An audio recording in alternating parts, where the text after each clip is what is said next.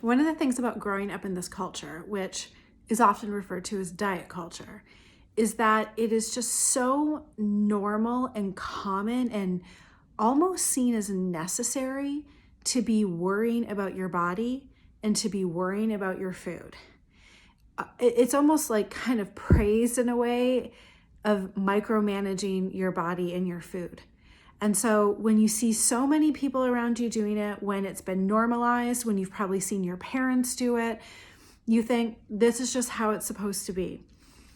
But if there is stress around this, if this in any way just feels tiring or off or defeating or like something that you're always striving for, and it's kind of like you get there, but then the target moves or you just never really get there, that is because there's nowhere to get it. You can never actually make it.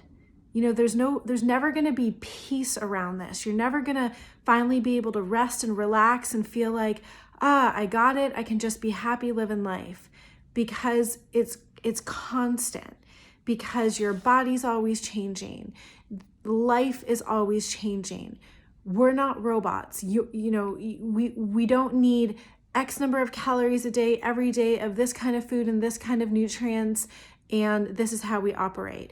Life is not robotic. Life is not the same every day. I know some days it feels like Groundhog Day, but it's not. It's always moving. It's always changing.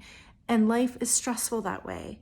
And that's why it's just always kind of this thing in your life that sort of haunts you, or that's just always on the back burner.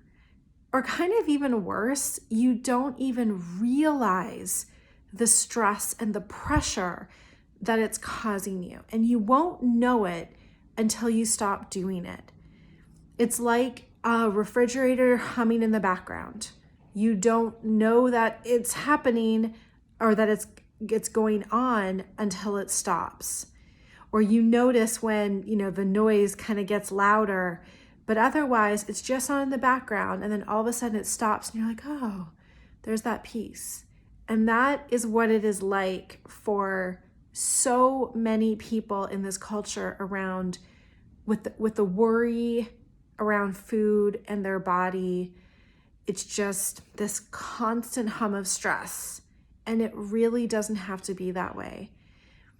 We have this amazing intelligence inside of us, and this is what I'm talking about all the time these days, because this is where it's at.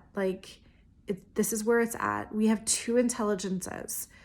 We have the mind, and we have a deeper intelligence of our inner wisdom.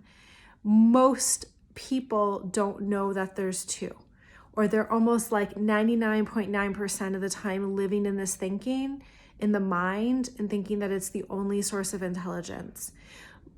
But a lot of people have probably had moments, you've probably had moments where maybe you call it intuition, or you just sort of felt this peace or this okayness, where maybe a new idea sprung up, you had this inspiration, or you just felt this love and everything was okay. Those just don't have to be moments. And where that came from is actually really wise and intelligent and can guide you in your life to what is best for you. And it's so much more peaceful and confident and calm. Living up here is the opposite of that.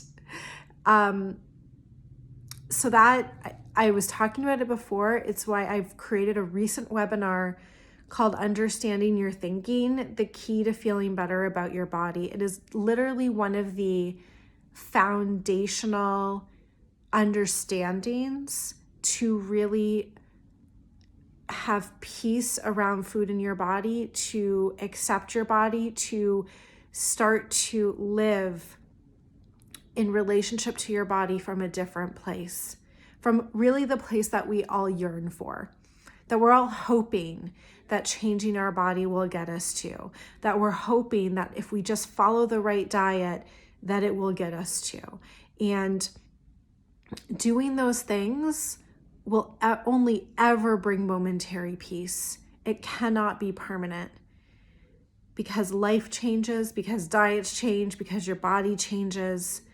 The best guidance that you can have of the way to eat and what the truth is about yourself and your body comes from your inner wisdom. And the beauty of that is it moves with the flow of life. It gives you the best advice at any stage of life based on your circumstances. It doesn't matter where you find yourself. You're always going to get this inner guidance, and it just never steers us wrong. So if you haven't seen this webinar, if you weren't able to attend live, I really recommend that you check it out on my website. I'm gonna have a link in my bio and on Instagram.